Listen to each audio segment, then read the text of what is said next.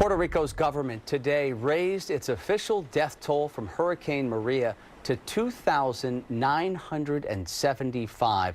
The death toll initially had been at 64. An independent investigation by George Washington University shows the majority of those people died within 6 months after the storm hit. The report found physicians lacked training on how to certify deaths after a disaster and said Puerto Rico had inadequate preparedness and personnel training for crisis and emergency risk communication. Governor Ricardo Rosello said he's now forming a commission to study the response to the storm. Joining us now is Mark DeVoe. He is a former FEMA National Incident Commander who has taken several trips to Puerto Rico since that storm hit. And Mark, how did we get to this point? That's a pretty large discrepancy. It is a large discrepancy, and I think, it's alarming and encouraging. It's alarming because of the number of deaths. It's also alarming that the study has to be conducted at all. It's probably the most preeminent study done after the fact on disaster deaths ever. And unfortunately, they could do the study because of the lingering effects from the hurricane.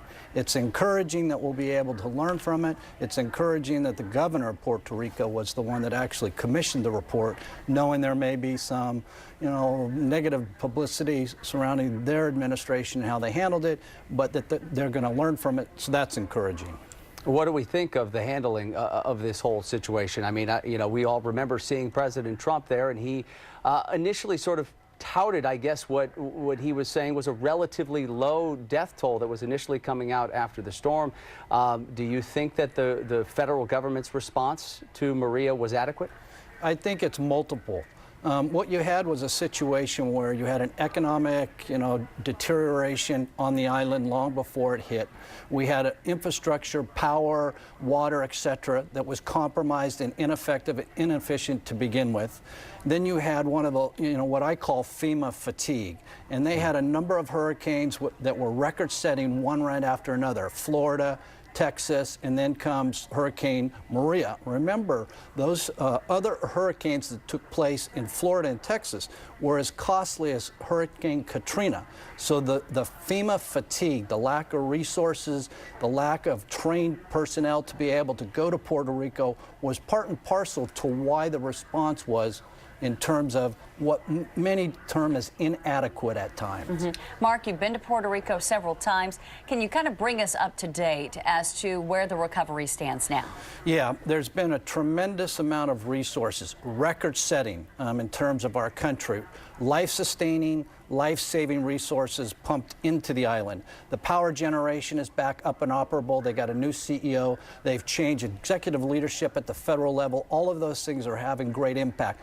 We know that there's a tremendous amount of funds that have been provided for those folks living on the island, almost $12 billion in some cases, and a largest portion of those funds went to what's known as ONA, Other Needs Assistance, which is medical, dental, housing, clothing, fuel, things of that nature. So you're starting to see the economy come back. You're starting to see the people, their livelihood, their culture, their smiles are back. You're seeing the power generation, but there is still a long way to go to return the economy so it's prosperous enough so that they can continue to operate without federal assistance.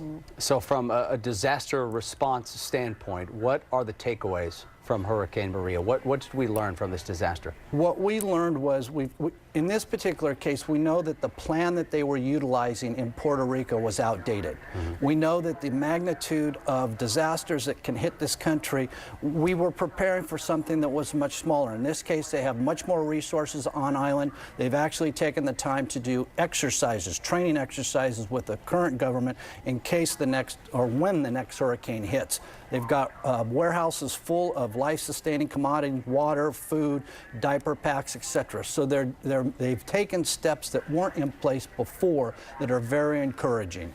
All right, Mark DeVoe, always appreciate your expertise. Thanks again for coming in tonight. Thank you. You're welcome.